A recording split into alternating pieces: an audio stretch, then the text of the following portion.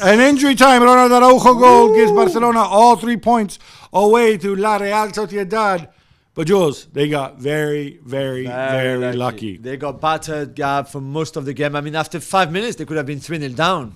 La Real started the game so well, created chances. Then the game kind of evened up a little bit more. And you could see that what Pedri is going to bring to this team in terms of creativity and everything when he came back. But overall, they didn't deserve to win. It's one of those wins that remind you a little bit of last season. When Marc-Andre ter Stegen, man of the match. Yeah, they won 11 times 1-0 last season. And again, this is a very 1-0 kind of last season result for them. But they won, especially on the back of the defeat in the Clásico. That was a huge game to win. By the way, João Cancelo, somebody made the point on LaLiga TV last night that like they haven't had a right back for like 8 years. And then suddenly they find one. And he plays him as a winger. But you said to me after the Clásico, he would never play back three again. I knew he would. I knew there was things that he liked in that back three. But this is not necessary. I don't think you're going to see this again. No. Real Madrid are held to 0-0 draw at home to Rayo Vallecano. Jules, not even Jude Bellingham, who looked like he suffered a shoulder injury, could get them over the line. Yeah, no, and again, to be fair, it was not too bad from Real Madrid. They had some chances. But Rayo Vallecano gave them a good game. They moved the ball quite well when they had it. And there was just something missing. And when Jude is not there, he made the same runs, but the ball never arrived. I thought Camavinga was really good in that game, but it was not enough. We don't need to talk about Camavinga every week. Valverde had a chance early on, one-on-one with the keeper. It's disappointing. Yeah, the 1v1, he scores that. I'm not concerned. Real Madrid created a ton of chances. I'm not concerned. They did. Joselu could have had a hat-trick. But there was still something missing. Yeah, the goal. That's it. Yeah, I don't know. Jules, it finally happened. Finally. Girona come from behind to beat Osasuna 4-2.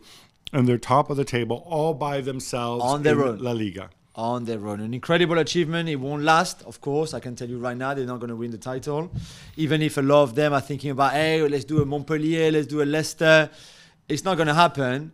But they deserve credit. Michel and his teams, even when they maybe not at their best only at the start of this game, they find a way of coming back. They've got that confidence. Sigankov, really good goal to finish it all off, to win.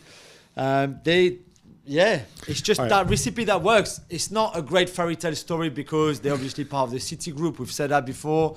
They have players like Savio who they should never have.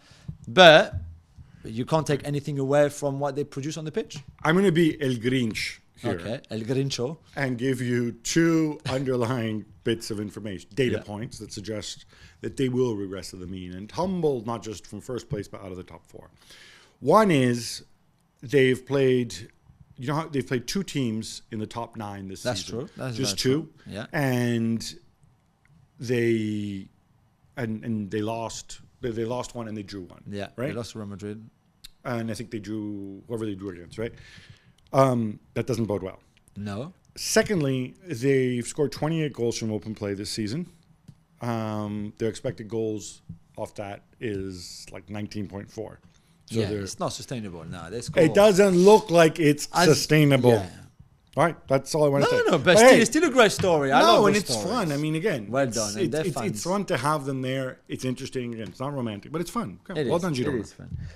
We lavish praise on Atletico Madrid, and then, of course, what do? They just disappoint us. On Friday, they lose away to Las Palmas 2-1.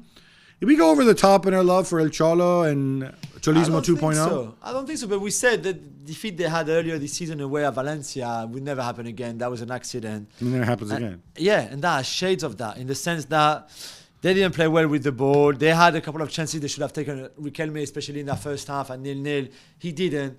And then they were asleep at the start of the second half and just conceded goals. And there was nothing, no fighting spirit, no fighting back. When finally they put a cross in the box, Morata scored. It was too late at the end. It's just, if they want to go and win the title, and we said they will be contenders, it's just not good enough. I think you got to be really, with the game in hand, you can't drop points like this because you look at this and you say, my goodness, Girona are top of the table. It should be us. Yeah, exactly. Rafa Benitez is very angry, Gab. His Celta side are held at home by Sevilla 1-1. And they denied the last-ditch penalty after Jesus Navas appeared to foul Anastasios Douvikas. And we saw Iago Aspas' reaction as well. Then he apologized.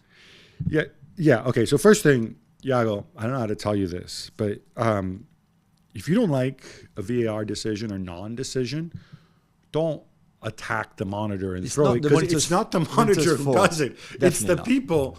It's the people who look at the monitor. And I genuinely don't get this. I genuinely don't understand what happened here. It was 100%. It was definitely. It was 100% a penalty. They got very badly done. And I feel a little bit for Rafa, because I think Celta are, even with Rafa, is when he gets on a roll, he gets a little bit big-headed. Yeah. But right now, Celta deserve more. They're much better than what they're playing better, and they're much better than what the league position is, and they've been very unfortunate. And this is one of them. Definitely.